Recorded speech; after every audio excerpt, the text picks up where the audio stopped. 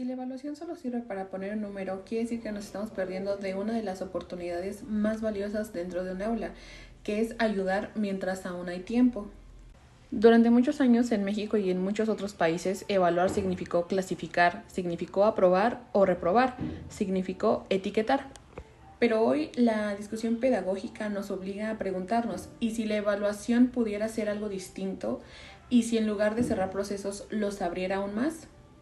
Hola, yo soy Tania Sabanillo Zacarías, estudiante de la Universidad OEM del segundo cuatrimestre de la carrera de Pedagogía, y hoy quiero hablarles de la evaluación formativa y la retroalimentación efectiva desde una perspectiva que nos involucra directamente como futuros pedagogos en México, porque evaluar no tiene que ser sinónimo de calificar, y retroalimentar no solo es señalar errores, sino acompañar en procesos para ir mejorando en el camino.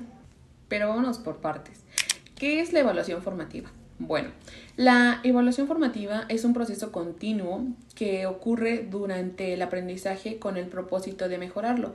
No ocurre al final, no busca sancionar, sino que busca intervenir a tiempo. De hecho, investigadores educativos como lo son Black y William demostraron que cuando la evaluación se utiliza para ajustar la enseñanza y no para medir resultados, el rendimiento académico mejora significativamente, especialmente en estudiantes con mayores dificultades.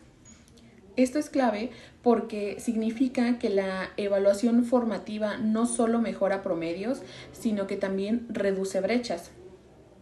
Esos autores identifican que la evaluación formativa está funcionando cuando los objetivos de aprendizaje son claros, el docente tiene evidencia constante del proceso, se realizan ajustes de manera inmediata y el estudiante participa activamente en la comprensión de su propio avance.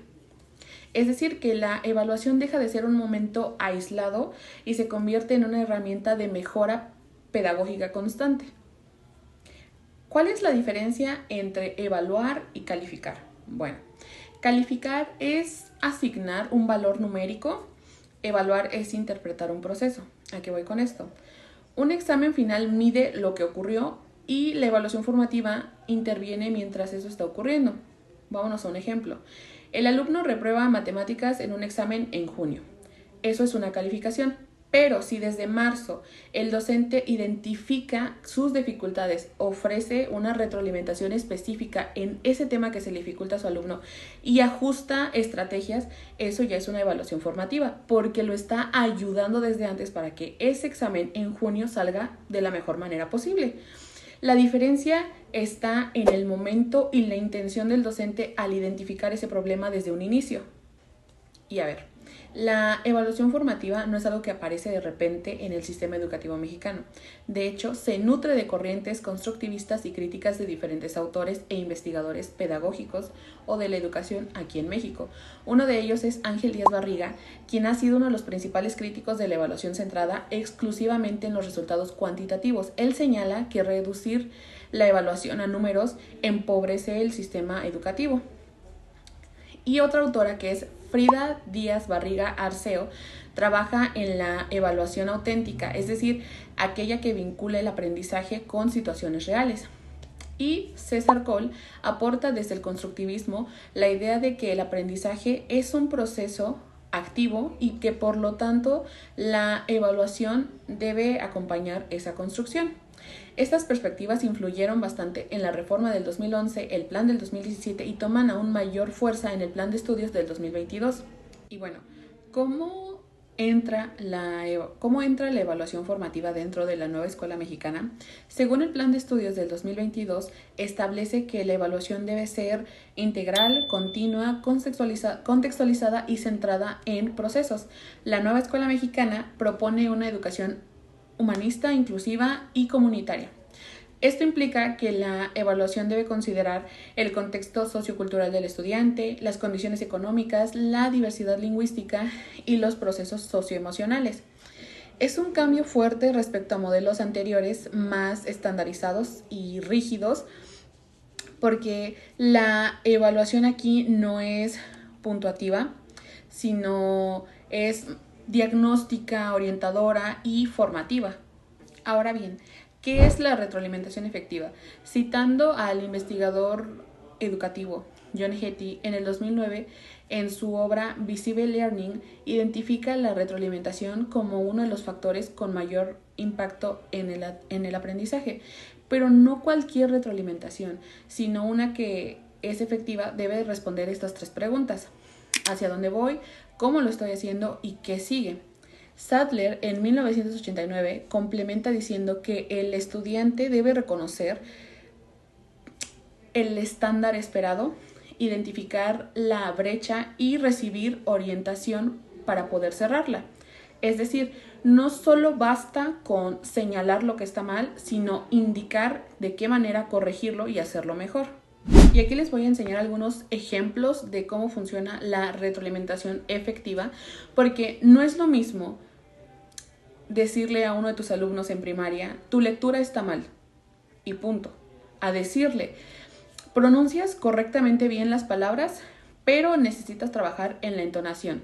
Practica marcando las pausas en donde hay comas, ¿verdad? O sea, en un principio fue tajante, ni decir en lo que estaba mal o si lo estaba haciendo medianamente bien. Y en el segundo ejemplo, tú detectas qué es el problema que tal vez está presentando y le explicas de la mejor manera cómo mejorarlo para que la lectura en algún punto sea más fluida y tanto él entienda y como yo lo entienda y se logre esta colaboración entre docente y alumno.